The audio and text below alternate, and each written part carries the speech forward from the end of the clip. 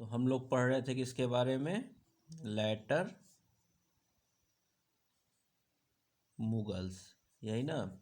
और letter Mughals में हम लोग जिसके बारे में पढ़ रहे थे वो था रोशन अख्तर, यही ना। हम लोग किसके बारे में पढ़ रहे थे? रोशन अख्तर। और इसी रोशन अख्तर को क्या नाम दिया गया था? मोहम्मद शाह। क्या नाम दिया गया था? मोहम्मद शाह। और साथ में कहा जाता था रंगीला, रंगीला सुल्तान। टाइम पीरियड हम लोगों ने इसका लिखा था 1719 टू 1748 CE तक। ये हम लोगों ने इसका टाइम पीरियड लिखा था। ठीक है। अब कहानी हम लोगों ने जो लास्ट क्लास में देखा था, लास्ट क्लास की कहानी ये थी कि जो सैयद ब्रदर्स थे उनकी हत्या हो जाती है। और हत्या क्या होती है? ये जो रहता है रोशन अख्तर, ये खुद उन नॉवेल्स को सपोर्ट करता है जो नॉवेल्स सैयद ब्रदर्स के अपोजिट में रहते हैं। और उसमें एक नॉवेल तो इसका नाम होता है निज़ाम उल मुल्क। इस निज़ाम उल मुल्क को क्या करता है? ये सपोर्ट करता है कौन? रोशन अख्तर, यानी कि मोहम्मद शाह रंगीला। और इन्हीं के साथ मिलकर सैयद ब्रदर्स की कर दी जाती है हत्या और सैयद ब्रदर्स का रूल हो जाता है खत्म। लेकिन बात यहीं पर नहीं खत्म होती। एक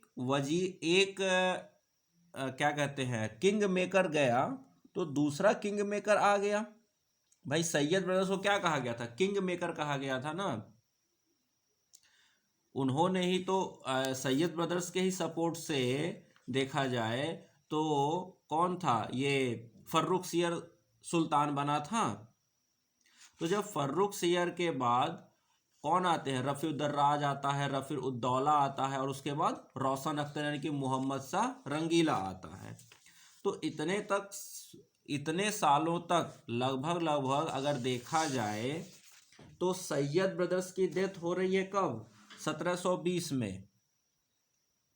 अगर देखा जाए सैयद ब्रदर्स के बारे में तो सैयद ब्रदर्स की स्टार्टिंग फेज है फर्रुख सियर के साथ। तो फर्रुख सियर का स्टार्टिंग फेज है 1713, 1713। कौन? फर्रुख सियर। और वहां से आगे बढ़ते हुए कहाँ तक पहुंचे ये? मुहम्मद शाह तक। और मुहम्मद शाह के टाइम इनकी डेथ हो रही है 1722 में। क्या हो रही है? Syed brothers death. तो इस हिसाब से देखा जाए तो लगभग 7 साल तक, कितना? लगभग 7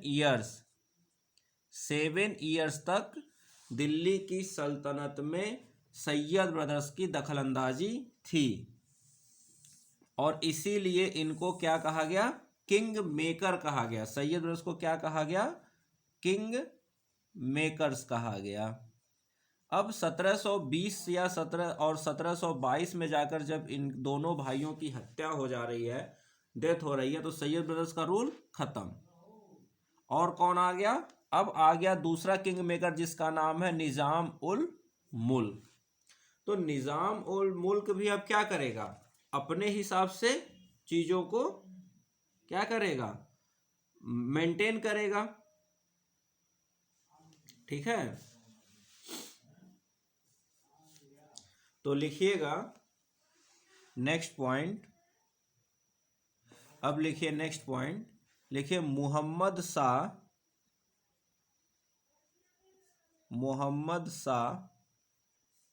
was not a good ruler. He appointed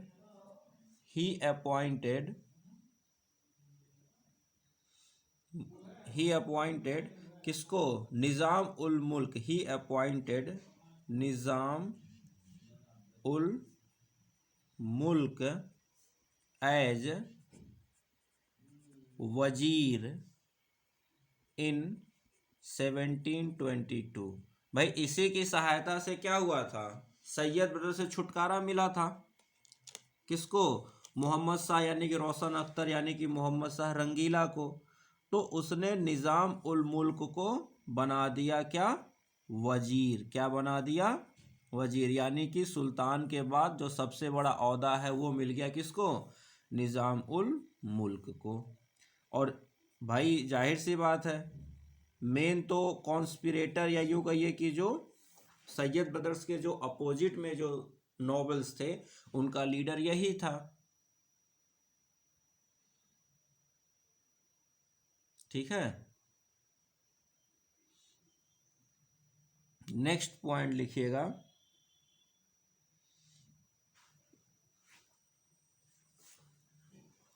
next point लिखिए,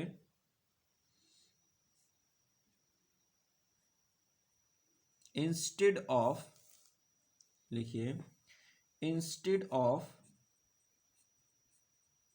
supporting, instead of supporting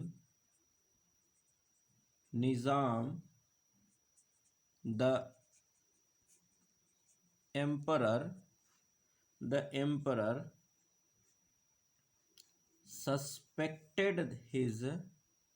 suspected his own ministers, suspected his own ministers and emperor instead of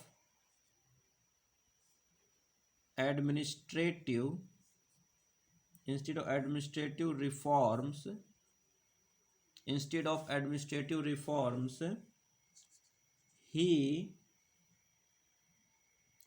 chose to pursue his own ambitions to। तो कहने देखिए, instead of supporting निज़ाम यानी निज़ाम उल मुल्क को support करने के बदले the emperor the emperor suspected, suspect, suspected his own ministers and emperor instead, instead of administrative reforms he chose to pursue his own ambition। तो यहाँ पर मोहम्मद शाह जो था वो कोई ये नहीं देख रहा है कि जो एम्पायर की हालत है वो बहुत ख़राब हालत में है, एम्पायर को किस तरह दुरुस्त किया जाए, एम्पायर की रेवेन्यू को अच्छा किया जाए, एडमिनिस्ट्रेशन को सही किया जाए। ये सब करने के बदले जो मोहम्मद शाह है वो क्या कर रहा है? वो अपना ही अलग एम्बिशन, जो अपनी रंगरलिया और ऐशो आराम था, उसी को वो अपना जी रहा था। उसको बाकी लोगों की कोई क्या थी? चिंता परवाह नहीं थी। उसको अपना ही मतलब सिर्फ और सिर्फ वो अपने में मग्न रहने वाला इंसान था। ये थी किसकी? मोहम्मद शाह की कहानी। अब तो आगे क्या हुआ लिखिएगा, लिखिएगा he gave his office in 1724, he gave his office 2024 and proceeded to south and found the Hyderabad. तो आपसे क्वेश्चन बना कि हैदराबाद सिटी किसने बनाई? तो हैदराबाद सिटी की स्थापना की है मोहम्मद शाह रंगीला ने।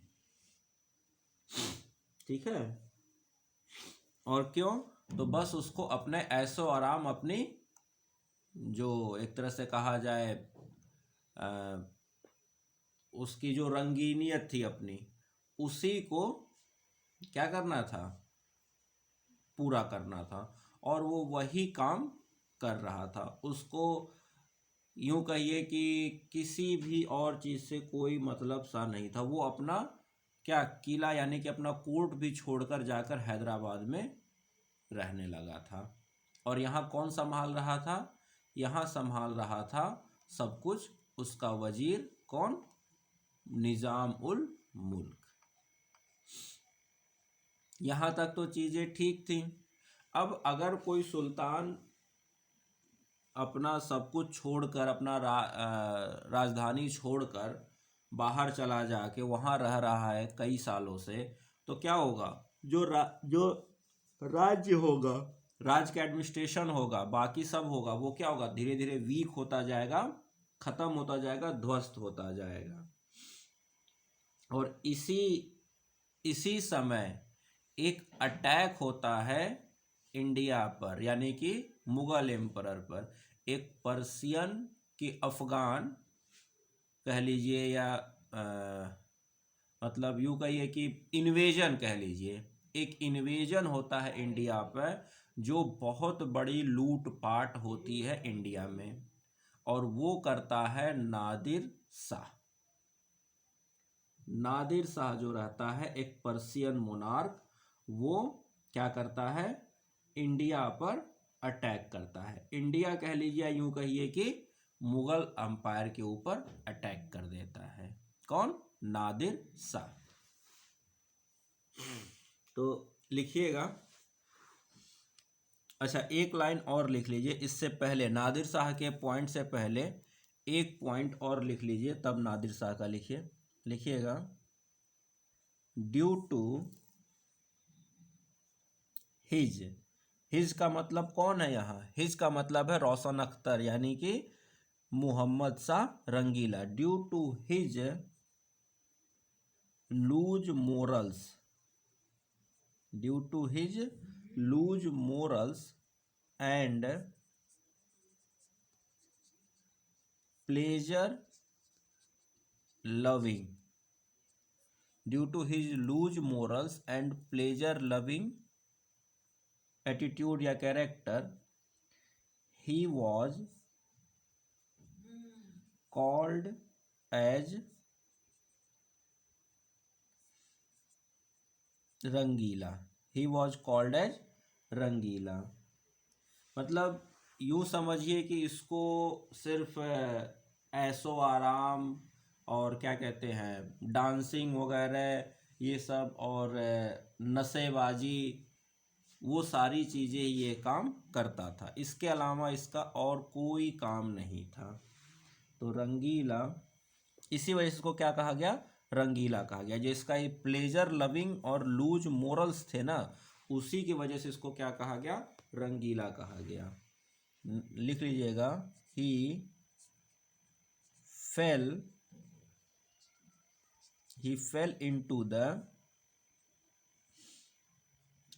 into the clutches of dancing girl Koki Jew and the Inuch